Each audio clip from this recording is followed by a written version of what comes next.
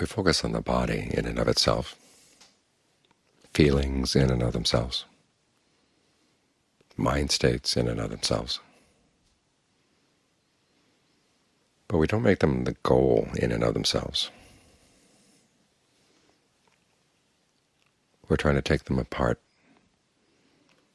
to see what they're made up out of, because we've been putting them together in all kinds of strange ways that lead to suffering.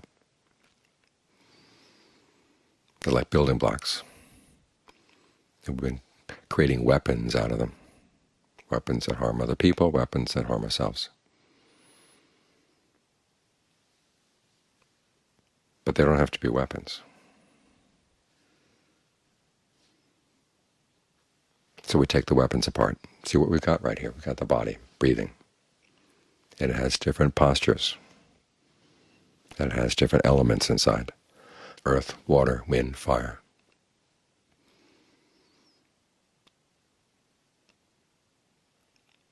"32 parts, and 32 is just the beginning. There are lots more little parts in there. And so you want to be with them as they're happening. The same with feelings as they arise. The same with mind states. We make them mean something, but in the past it's been unskillful. So we take them apart. Now we're going to learn how to put them together in a more skillful way. This is what it means when we don't take them as ends in of themselves. There's a tendency to fetishize the present moment.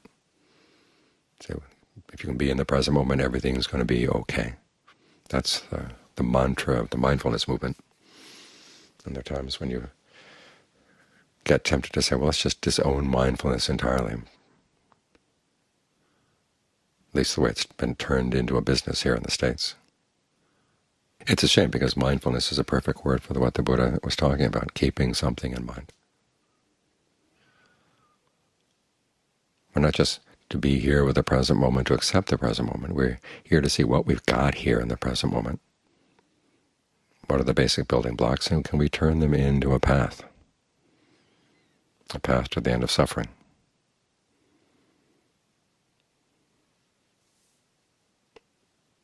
So we're not here in the present just to be in the present, or to say that this is going to solve all your problems.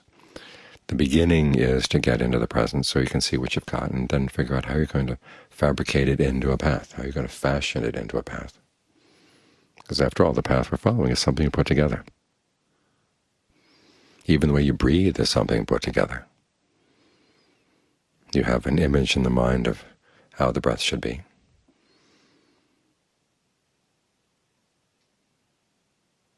But sometimes that image may be harmful.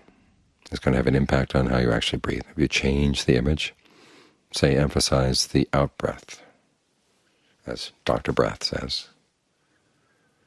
Don't pay so much attention to the in-breath, but be more careful to breathe out and get all the unhealthy air out of your lungs.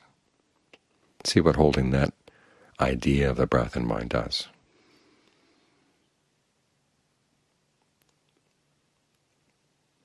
Or with your feelings, how you relate to pains in the body.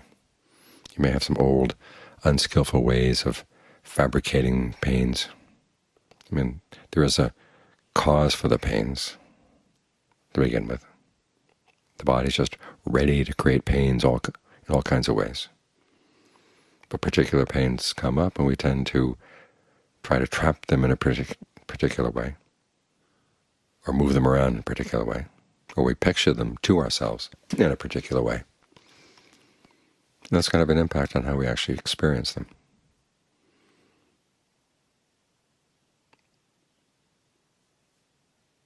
Same with mind states. Things come up in the mind. Some things come up and it's very easy to let them go. Other things come up and they have Velcro, or bigger hooks than Velcro. They just dig right in. There's a fascination with them. And we can fabricate those thoughts into all kinds of worlds.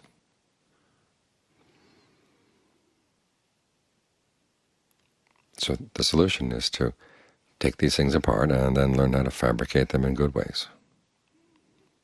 Fabricate the breath, fabricate your feelings into a state of concentration. fabricate your thoughts into questions you might ask about where the stress is, what can you do to understand it, what can you do to figure out the cause, what can you do to abandon the cause. Those are actually useful questions. That's a good use of your directed thought and evaluation, the way the mind talks to itself.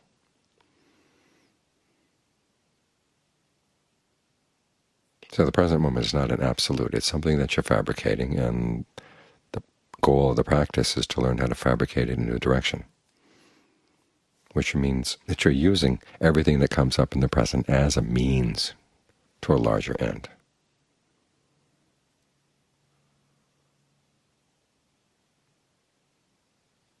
And you've been using it as means in the past, but this time you're going to use it with more knowledge and to a better end, and hopefully with some more skill. The more knowledge you bring to these processes, the less suffering you're going to have. There's an interesting piece today, I saw today, from the New York Times about someone complaining about the mindfulness movement and its tendency to fetishize the present. And her complaint was that people don't get happy because of what they do. People get happy because of circumstances.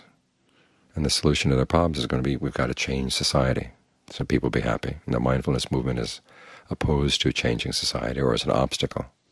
That was her take. And it's one of those arguments where both sides are wrong. In other words, simply being in the present moment is not going to make you happy. But then trying to create a perfect society is not going to make you happy either. You look at the Buddha. If anybody could have created a perfect society, it would have been him. But he saw that it was useless. There was a time when Mara came to him. The question had arisen in the Buddha's mind, could it be possible to rule in such a way that you wouldn't have to create bad karma and that you could do nothing but good for all beings? And Mara shows up and says, yes, do that. And the Buddha realizes that this idea of creating a perfect society is all a trick of Mara. Because again, you're using people for ends. And how skillful are those ends? And even if the ends are good, there's a tendency to use them as means in unskillful ways. And if you told people that things will be good only if society is good, people would die before they could find true happiness. The issue is not just accepting things as they are, it's learning how to reshape them in a skillful way, starting with learning how to reshape things skillfully within yourself. And at the same time, being generous and being virtuous. These are probably the two best things for improving society. We're never going to get a perfect society. But you find that the more wise you are in your generosity, the more consistent you are in your virtue,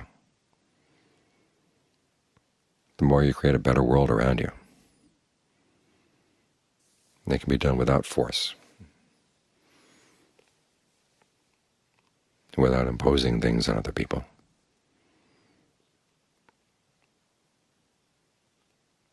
Generosity and virtue are the yeast that gets into a society, makes them human, regardless of what the structure of the society may be or the system may be. If people were more generous and more virtuous, things would be a lot less oppressive. And the people who are generous and virtuous are also finding that they create happiness for themselves. It's to their benefit. And that goes together with a practice of meditation. In the Buddha's image, virtue cleans your discernment, and discernment cleans your virtue. And under the term of discernment, the Buddha included the practice of jhanas and up through all the knowledge that you can gain based on jhana. And so as the two clean each other, he said, it's like one hand washing another hand, or one foot washing another foot.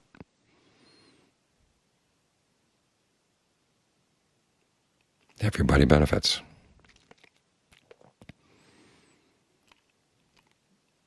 And you're shaping the present moment in a new way. We're not here just to accept things. We have to figure out, well, what do we have? Accept what you've got, but then figure out what's the best thing to do with it. That's what the path is all about. Present moment is a path. It's leading someplace. The question is, what kind of path is it? Where does the particular path you're on right now lead? If your mind wanders off to thoughts of sensuality, thoughts of lust, thoughts of anger, it is a path, but it's a path in a downward direction.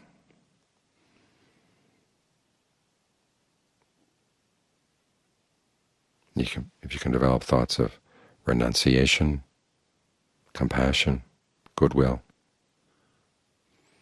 that's leading upward. If you can take your thoughts and talk to yourself about the breath, get more settled in the present moment, that leads even higher. So we've got the raw materials here. The problem is we've been, as I said, turning them into weapons. But you can take those same raw materials and you can turn them into medicine. That's one of the images the Buddha has. The Dharma is like medicine, he's like a doctor. And here you are learning to be a doctor yourself, taking the things that you used to use to poison yourself and figuring out if you mix them in a different way, they are actually medicines. So the present is here to be used.